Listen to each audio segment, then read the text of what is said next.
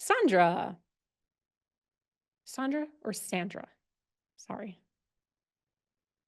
It's Sandra. Perfect. Give us a gratitude. Yes. Okay. Well, I'm grateful that my client at this hour could reschedule for later today. But really, I am super grateful for my little puppy who's right there. You can see him because he has like fulfilled my heart like no other. Oh, And he's the best. puppies are the best. Mine's right here, passed out. Oh. So I wrote down my questions so I could like focus and not I be love like, what it. do I have to ask? What do I have to ask? The mindset question. The overall question is how can I move past the loop? Here's the loop. Um, I am launching my YouTube channel, but I get stuck in the loop of like almost like perfectionism, but not maybe it is. I just feel like it could be better, or like, oh, I went off on a tangent. And I do have a strategist that I'm working with because I felt like I needed accountability. So Totally.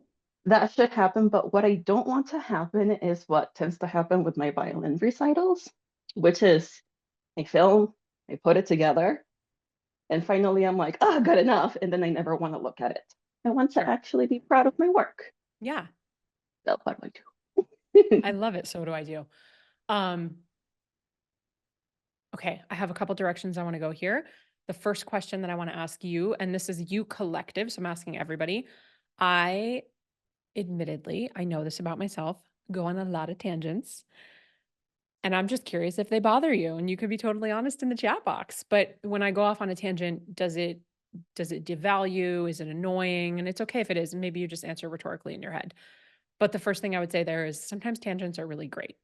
So it's okay. I would allow yourself to do that because the more tangents that you go on, the more you will learn about yourself and how you teach and what you actually want to say and what you actually mean and what really needs to be said for you to get your point across.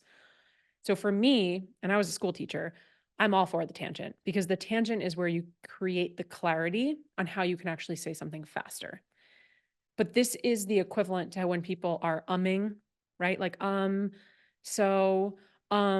so that could be annoying. But what the reason our brain does that is because we're trying to think of what we're trying to say. How do we connect the dots? Is this making sense for the person listening? And what other, I think of the brain as like a filing cabinet. It's like, what other files do I have back there that I can use to bring in to bridge the gap, use a metaphor, use an analogy, so on and so forth. So one, don't be scared of tangents. We love tangents. And the world's best speakers gave tangents at some point, and they probably still do. It's how they figure out what they want to say. Now, the other thing that I would say, and y'all are not going to like this, so it's okay. And I have said this before, you may have heard me say this, but this is like if this gives you a, let me know in the chat box. Sounds a little bit like perfectionism. It's cool. I've lived in that world for many, many years. Perfectionism is the lowest standard that you can set for yourself. Now I'm speaking to everyone. I'm not calling out Sandra. When we sit in this idea that it needs to be perfect, and I understand you wanting to be proud, we'll talk about that too. But when we sit in this idea that something needs to be perfect for us to do it, for us to start it, for us to put it out, what we're actually saying is we know perfection does not exist. We all know that. We're adults, we're humans, like we get perfection does not exist. And if we were talking to our child or our friend, we would say that to them, like, "Oh, don't strive to be perfect. No, don't worry about it. Just do it. Just try your best," right? So because we know perfection doesn't exist, when we tell ourselves on a subconscious or conscious level that we're trying to make it perfect, or we're waiting until it's perfect, or we're waiting until we're ready, what we're actually doing is we're saying, we don't have to start because we're never going to hit the finish line. We're never going to be able to reach perfection. So we give ourselves this out before we start. And so when we say, like, oh, it needs to be perfect, or I'm just waiting, or I'm just, I'm not ready yet, what we're actually saying to ourselves is, it's actually okay if you don't really go for it. You don't have to do it. You don't have to go all in because you're never going to hit the goal. You're never going to make it perfect. So what's the point? So we're sort of delaying, and that's why it's a low standard that we can set for ourselves. And I am a recovering perfectionist. recovering people pleaser, recovering type A, recovering control freak, all those things. But what those things actually are self-sabotaging habits and ways that we speak to ourselves so that we don't really have to actually take action.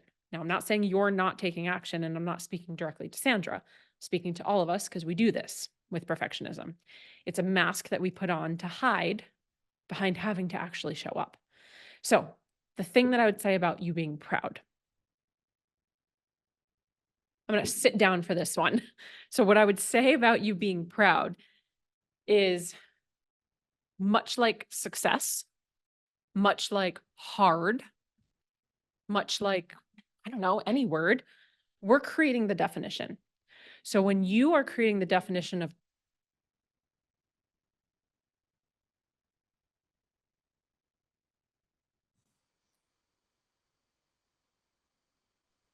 My sound went away. Jess, your sound went out.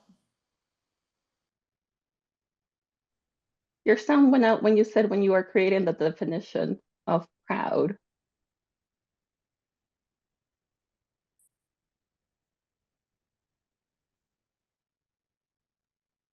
think it's when she switched microphone. She'll be back in a sec. Huh. Can you hear Oh, me? you're back. Yeah, you're back. Yeah, but it's not that microphone. 1 second. Okay. Well, can you hear me on this microphone? Yeah. And that's all the time we have for today. So have a good day. Okay, well, we just won't be able to use the really fancy microphone. We'll just go with this one. Technology. I sat down, like, got punished for sitting down. What was I saying? So proud. Okay, so what is your definition of proud, right? A lot of us are stuck in you said loop. We're stuck in a performative loop. So when I perform, when I do, when I have action, then I can be proud.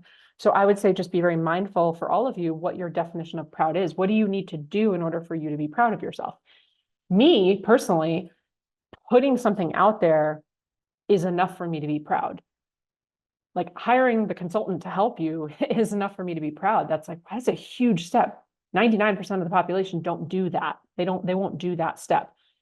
Starting the YouTube page, coming up with the content idea, just even filming yourself. This is all things like these are all markers for me of proud. How something does is out of my control in terms of like algorithm metrics, engagement, and stuff like that.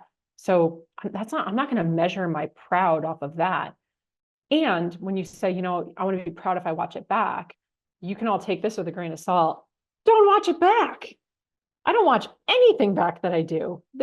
For me, unless it's like a TED Talk and I'm preparing for a TED Talk and I'm giving a couple speeches before my TED Talk and I'm working with a speaking coach, and my assignment is to watch back the speech so that I can correct myself. Like I was a gymnast growing up and they would film us on the video camera and then we'd watch it back so you could say, oh yeah, my toes weren't over my hips. I guess you're right, coach. So unless I need to see it to correct it, I'm not watching it back. For me, that is not an income producing activity, right? I said what I said, I put it out there. That would be a really big waste of time if I were watching it back. And I say all of this with love. It's not about you. So when we're putting the content out, it kind of doesn't matter.